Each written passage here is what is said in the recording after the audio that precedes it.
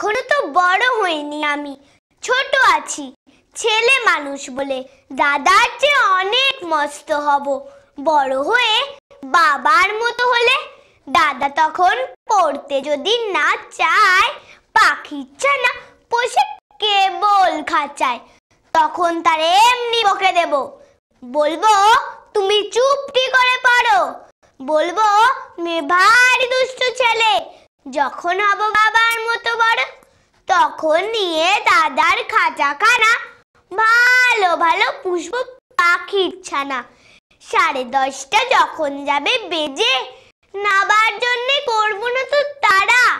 ছাতা একটা ঘাড়ে করে নিয়ে চটি পায়ে বেরিয়ে আসবো পাড়া। গুরুমশাই দাওয়া এলে পরে চৌকি এনে দিতে বলবো ঘরে। তিনি যদি বলেন সেলেট কোথা, দেরি হচ্ছে, বসে পড়া করো, আমি বলবো খোকা তো আর নেই, হয়েছি যে বাবার মতো বড়। গুরুমশাই শুনে তখন কবে, বাবু মশাই আসি এখন তবে। খেলা করতে নিয়ে যেতে মাঠে, ভুলু যখন আসবে বিকেল বেলা, আমি তাকে ধমক দিয়ে কব, কাজ করছি, গোল কর না মেলা। রথের দিনে খুব যদি ভিড় হয়, একলা যাব, করব না তো ভয়। মামা যদি বলেন ছুটে এসে হারিয়ে যাবে, আমার কোলে জড়ো, বলবো আমি দেখছো নাকি মামা, হয়েছি যে বাবার মতো বড়। দেখে দেখে মামা বলবে, তাই তো, খোকা আমার সেই খোকা নেই তো।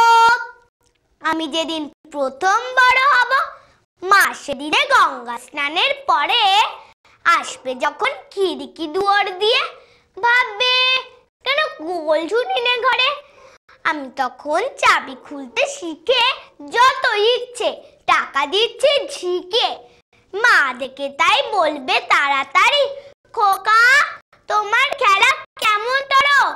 আমি বলবো মাইনে দিচ্ছি আমি, হয়েছি যে বাবার মতো বড়। ফুরোয় যদি টাকা, ফুরোয় খাবার, যত চাই মা এনে দেবো আবার।